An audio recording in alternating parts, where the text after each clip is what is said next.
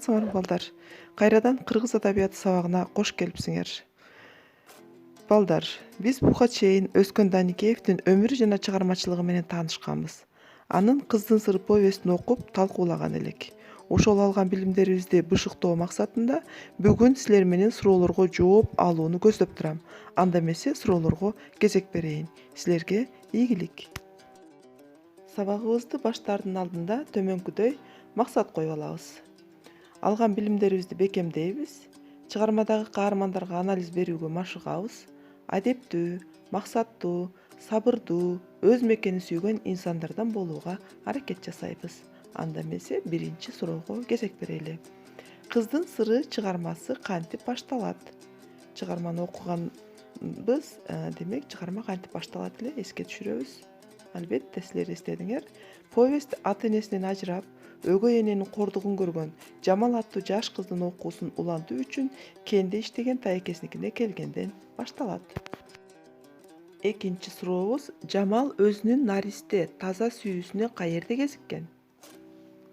Албетте, Жамал кошунасы Асыл менен кино көргөнү барып, ошол жерден эң биринчи Азимди көрөт. Азимдин сүйлөшкөн кызынын аты ким эле? Туура, Азимдин сүйлөшкөн кызынын аты Зыйнаш болчу. Руда деген эмне? Мен силерге чыгарма бүткөндөн кийин акыркы суроо жоопторундагы бир канча жаңы неологизм, башкача айтканда ушул кенге байланыштуу болгон терминдерди окуп, суроолорун карагыла дегенмин. Анда эсиңерде болсо, руда деген минералдык субстанция, металлдарды камтыган тектер, металлоидтер жана пайдалуу кендер болуп эсептелет. Кийинки сурообуз: Өскөн Даникеев кайсы белгилүү инсандар менен жердеш болгон? Демек, Өскөн Даникеевдин туулган жеринен чыккан кайсы улуу инсандар бар эле? Силер туура ойлоп жаткан болушуңар керек. Өскөн Даникеевдин жердештери Айтылуу Шаршен Куудул менен белгилүү композитор Мукаш Абдыраевдер болушкан. Андан кийинки суроого келели. Штольня деген эмне? Бул дагы ошол термин. Штольня горизонталдуу же ийрилген шакта жер бетине түз жетүү менен иштейт балдар. Кийинки суроо: Өскөн Даникеев мектепти медаль менен бүткөнбү? Ойлонуп көрөсүңөр, өмүрү чыгармачылыгын окуганда айтылган бул нерселер, бул маалыматтар айтылган. Өскөн Даникеев мектепти номер 5 Бишкек Фрунзе шаарында ал мезгилде окуган жана абдан жакшы окугандыктан ал медаль менен бүтүргөн. 8-чи суроого келдик. Кайсы чыгарма Өскөн Даникеевге тиешелүү эмес? Бул жерде Гүлкайыр, Кыздын сыры, Бакир деген чыгармалар турат.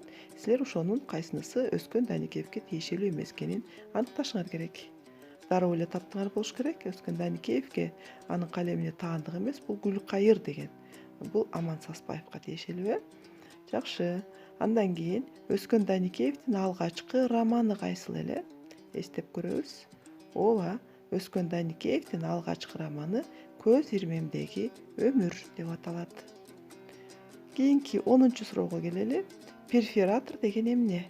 Перфоратор жумушчу куралдын таасирин жана айлануусун камсыз кылган урма, шайман болуп эсептелинет. Андан кийинки 11-чи суроого келип токтолсок, чыгарманын негизги идеясы. Ойлонуп көрөбүз, чыгарманын негизги идеясы, Кыздын сыры чыгармасынын негизги идеясы балдар. Бул бийик адамгерчилик жана билимге умтулуу болуп эсептелинет. 12-чи суроо: Өскөн Даникеев кайсыл жерлерде эмгектенген? Демек, кайсыл багытта эмгектенди, кайсыл ишканаларда дегендей сыяктуу түшүнгүлө да балдар. Өскөн Даникеев бир канча жерлерде эмгектенген.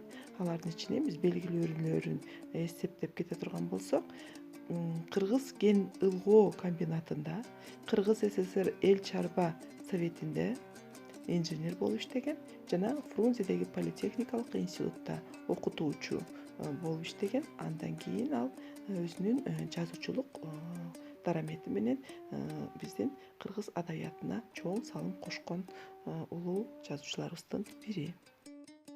Урматтуу балдар, силер кыргыз адабиятынын ири өкүлү, Белгилүү жазуучу Өскөн Даникеевдин Кыздын сыры чыгармасы менен өмүр таржымалын камтыган тесттик тапшырмаларды ийгиликтүү аткардыңар деп ойлойм.